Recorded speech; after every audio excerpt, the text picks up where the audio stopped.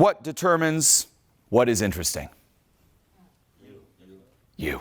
That's right. There is no objective thing that is interesting. Like all this stuff is interesting and that isn't. It depends on the individual. Interesting is subjective. That's what it comes down to. So what determines what is interesting? What you are interested in. That's it. If you're interested in it, that vibe will rub off on others and they will be interested in it too. If I, and this is the example I always give, am super into math, and I start talking about math right now. Anyone not that into math you find it a little bit boring? Raise your hand. Yeah, well, did you know that if you take 2 and you put 2 next to it, it's 4? No joke. My daughter actually just started learning adding numbers together, and she'll do this at night where she'll take a couple books and she'll act like the teacher and she'll have us vote. Like, Dad, what book do you want to read? And I'll pick one and she'll put her finger, like one finger, one vote. Mom, what about you? She'll go, that one. And then she asks herself and she puts the other one. And then she'll look and she says, 2 is bigger than 1, so we're going with this book. Was that actually interesting? Content-wise. Are you like, oh, cool? But notice everyone's like, and then what did she do? Oh, she asked the mom what book she wanted, and she looked at 2 is bigger than 1? 2 wins, so we're going with that book. And notice how I just repeated what I said, and you still sat there locked in. 2, 1. 2 is bigger than 1. 2, 1. 2 is bigger than 1. 2, 1, 2. Now, but notice how also every time I repeated it, what did I do? I actually amplified the passion a bit.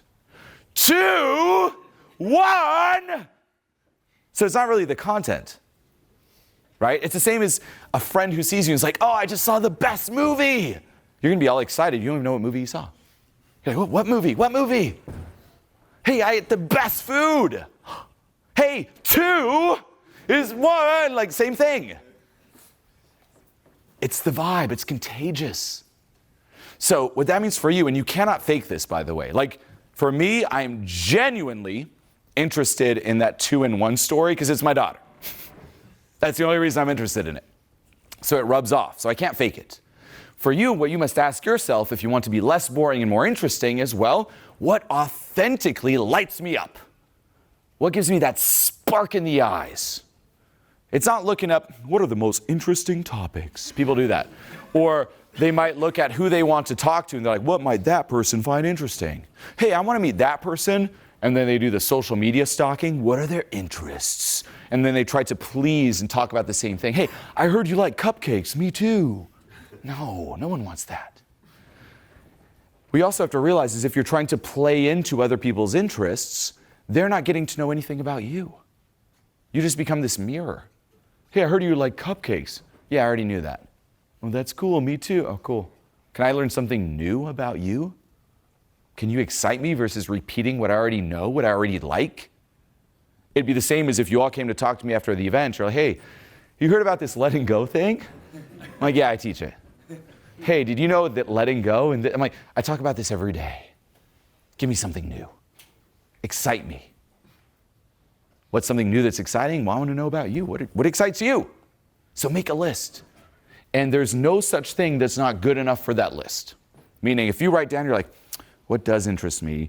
And you're like, anime, nerdy video games, magic cards. Then that's great. Math, great. Harness that. And it goes against mainstream, which says, don't talk about that. Talk about cool, flat, basic topics. Well, what's more exciting? Hey, the weather. Or, hey, check out these magic cards. It's much more exciting if you just own it. But you have to own it. And you have to be into it. You can talk about some crazy, nerdy thing. Like, guess what? This is actually a true story. Recently, I watched this show called Attack on Titans. Anyone see that show? It is the best TV show I have seen in my entire life. I swear.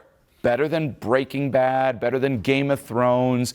The best I have ever seen in my entire life. It blew my mind.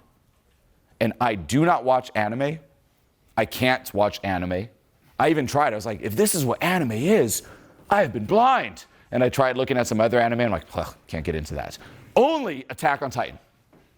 And I don't even know if I'm saying it right, if it's Titan or Titans, but it blew my mind.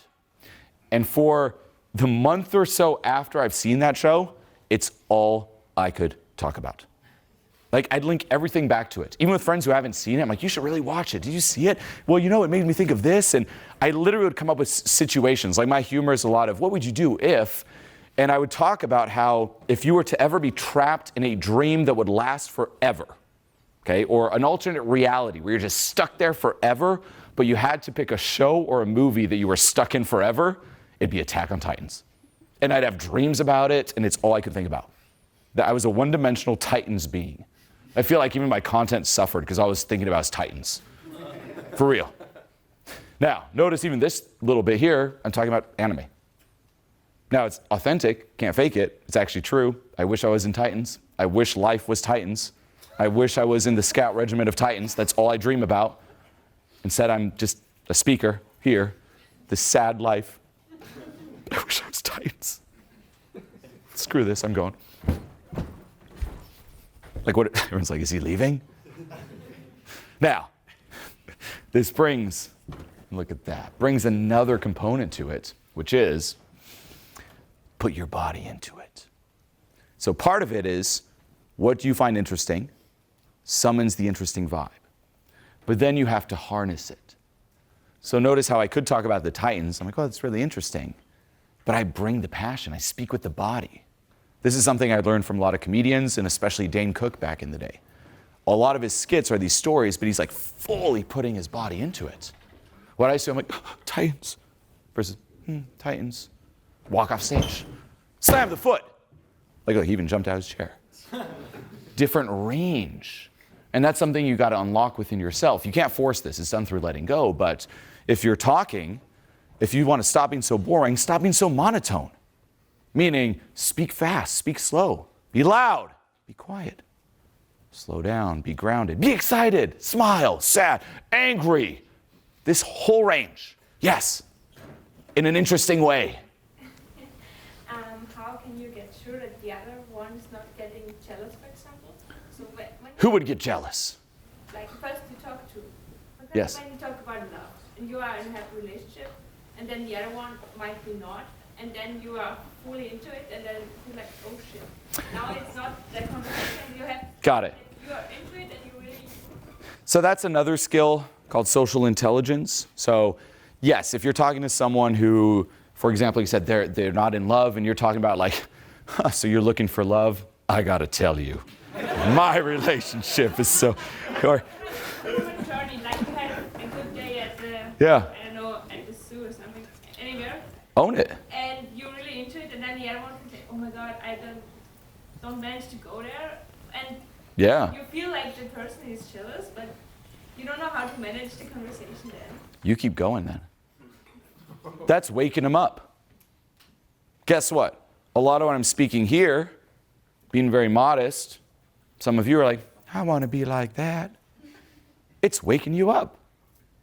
If you speaking about, hey, I went to the zoo, and like, oh, I want to go to the zoo. Well, now go for it. What are you waiting for? Yeah, Right? Like 100 excuses why to not go there. Well, that's on them. That's not on you. But how would you then go on with the conversation? Like you were. I'd keep, if I wanted, yeah, Then how to go further? Like then there's a lack of conversation. I keep talking about the zoo and how awesome it is. Like 2 hours. If I felt like it and we were able to connect, or if I sense again, like then it's nuanced. It's always authenticity and relatability, but never compromise authenticity. So try to make it relatable, but with some people you won't. And if it's someone who's like really bitter about you having a great day at the zoo, then I would own it. And if they're pissed about it, then that's not someone you should be talking to. That's not a good friend to have. Like if I talk about good things and my friends aren't happy for it, or they always make it about them, like, oh, you went to Europe. I wish I went to Europe. No. I'm like, not a good friend. Next. So I would own it. And this is the harsh truth also about life is stop trying to please everyone and be friends with everyone. Find your tribe. That's the definition of find your tribe. It's own your authenticity. And if you've been fake for a long period of time, this is also the destruction phase of transformation. By being real, it's going to alienate some people. Not everyone's going to like it.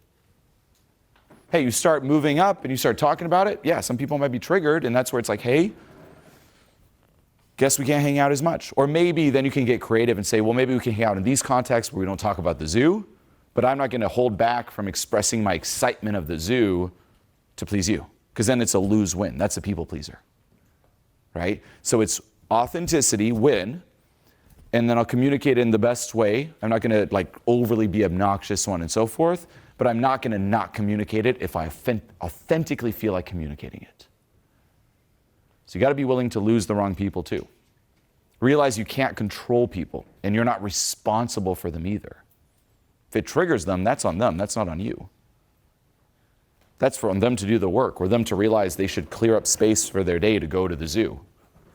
Otherwise, you're pandering to them playing small or pandering to their coping mechanism.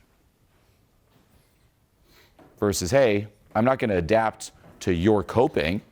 I'm going to be me, and you can either take action, stop coping so we can connect, or not. But you're not doing them any good coping to their coping, like pandering to that. Right? But back to the vibe, practice that range of expressiveness, okay? I would practice this, like a good practice to add on this is at home, no joke, look at yourself in the mirror and for 5 minutes, deliver some kind of audition tape. So you can look this up online, on YouTube you'll see a lot of them now. So you can say, this character's audition tape for this role in a movie. And actors do this, right? You want to be the Joker, you have to send a 5-minute audition tape on your representation of the Joker, and if they like it, you'll come in for an interview or an audition. Okay? There was a guy that stood out, he was in Stranger Things in one of the seasons, and his audition tape was there, and they hired him just based on that because he did this kind of unique thing.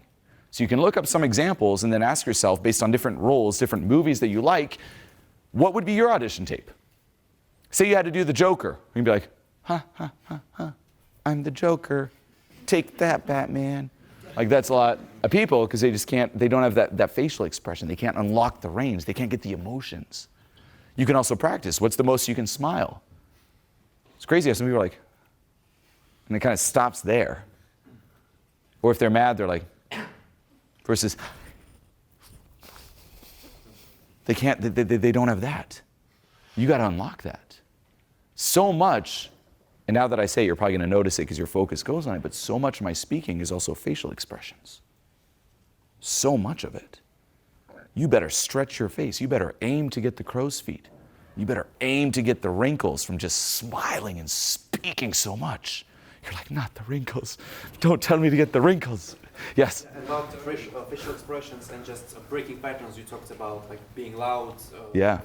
Do you think about it consciously, or it's just something that comes naturally? Good question. At first, you'll have to make it conscious.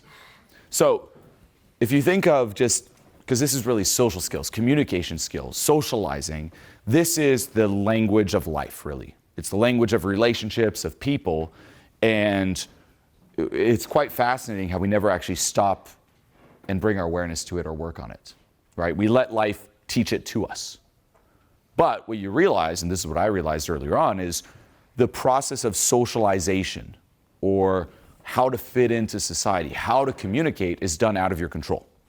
Maybe you're in some environments where you get some very negative feedback. That's going to affect how you learn your self-expression and your social skills versus another environment. Now, none of you can control the environments that you grew up in. That was life.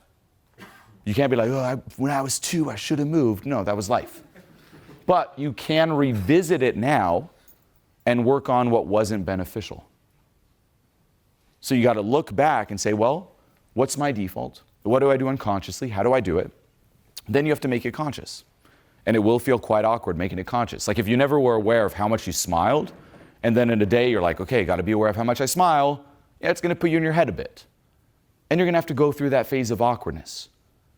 And then you'll see, okay, I kind of developed it, worked on it, then it becomes unconscious again. Like when I do it now, it's unconscious. I'll sometimes bring it conscious if I'm teaching to demonstrate, but for the most part, no, I'm not thinking of that because I'm just in the moment.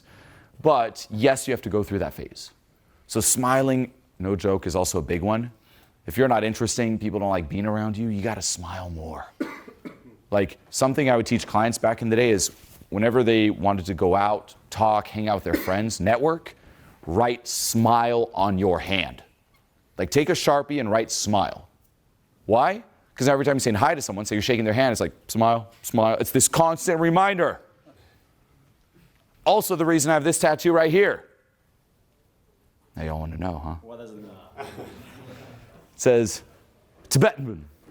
It's a word in Tibet. No, I'm kidding. It means to be everywhere is to be nowhere, aka be present. Why? Because the tendency I had, I probably have a little bit still now, but way more back in the day, is I was never happy with where I was. Like even early on touring, back 2010, 2011, I was always like, I wish I was in the next city. Like say again, we're in Vienna now. I'm like, I'm going to Paris tomorrow. I'm like, I wish I was in Paris right now. Oh, this Vienna crowd. Is it Paris yet? Is it Paris? Now what happens when I'm in Paris? I miss the Vienna crowd. They were so much better. Oh, Paris. Like I always wanted to be somewhere else. Thinking about somewhere else, either future, past, nonstop. Never present. So it's this, hey, to be everywhere, to be nowhere. Be present, be present, be present. Be right here, right now. Constant reminder. Just that, smile, smile, smile. If you're quiet, loud, loud, loud. Constant reminder.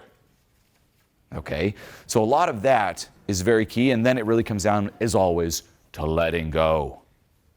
Get out of your own way and let it flow. And realize that yes, you can polish this expression, but at a core, if you want to become a social natural, that's letting go. 80% of the way is letting go, emotional skills, 20% is analytical. But this is really some of the key foundations if you want to be less boring and be more interesting.